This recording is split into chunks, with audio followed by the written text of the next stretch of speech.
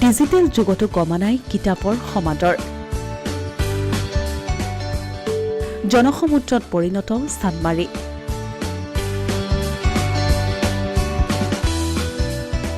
11 দিনত 5 কোটি টকাৰ গ্ৰন্থ বিক্ৰী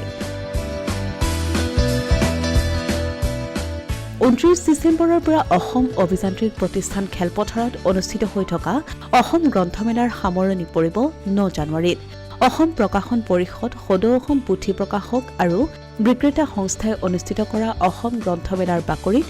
অভিলেখ ভংগ কৰি গ্ৰন্থপ্ৰেমীৰ ভিৰ একাদশ দিনা পুৱা গ্ৰন্থমেলাৰ দ্বাৰ মুকলি কৰাৰ পৰা আৰম্ভ হোৱা জনশ্ৰুতি সন্ধিয়াৰ ভাগত বিৰতি বাট নোপোৱা অৱস্থাৰ সৃষ্টি কৰে গ্ৰন্থমেলাৰ বাকৰিত হোৱা ভিৰলৈ চাই এই বছৰ গ্ৰন্থ বিক্ৰীও আশাব্যঞ্জক সাহিত্যপ্ৰেমী তথা ছাত্ৰ-ছাত্ৰীসকল আৰু অসম প্ৰকাশন পৰিষদৰ লগতে ইয়াত অংশগ্ৰহণ কৰা আন প্ৰকাশন গোষ্ঠীসকলৰ মতেও এই বছৰ আশাব্যঞ্জক গ্ৰন্থ বিক্ৰীৰ হাৰ একাদশ দিনালৈ 5 কোটি টকাৰ গ্ৰন্থ বিক্ৰী হোৱা বুলি জনাইছে প্ৰকাশন পৰিষদ আৰু সদৌ অসম পুথি প্ৰকাশক আৰু বিক্ৰেতা সংস্থাই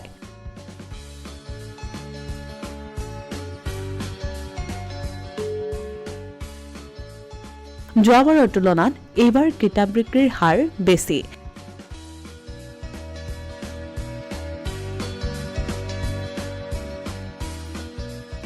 উল্লেখযোগ্য যে এইবাৰ গ্ৰন্থমেলাত সামাজিক জীৱনৰ লগতে কিছু গ্ৰন্থই বিশেষ সমাদৰ লাভ কৰিছে শেহতীয়াকৈ আলফা চৰকাৰৰ শান্তি চুক্তি স্বাক্ষৰিত হোৱাৰ পাছত সেই সম্বন্ধীয় কিতাপে সমাদৰ লাভ কৰা দেখা গৈছে গ্ৰন্থমেলাৰ বাকৰিত পুৰণি সমাদৃত লেখক লেখিকাৰ লগতে এইবাৰ বহু নতুন লেখকক ৰাইজে আদৰি লোৱা দেখা গৈছে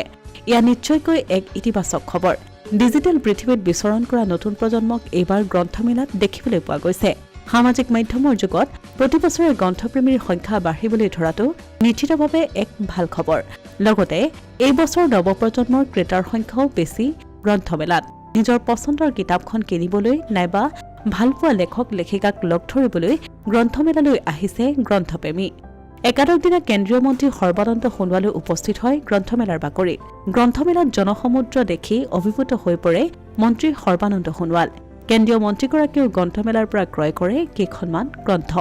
মুঠতে এই বছৰ গ্ৰন্থমেলাত ৰাইজৰ সুতলৈ লক্ষ্য কৰি কিতাপ পঢ়াৰ যি সোৱাদ সেই সোৱাদ যে ৰাইজে পাহৰি যোৱা নাই সেই কথাই প্ৰমাণিত হৈছে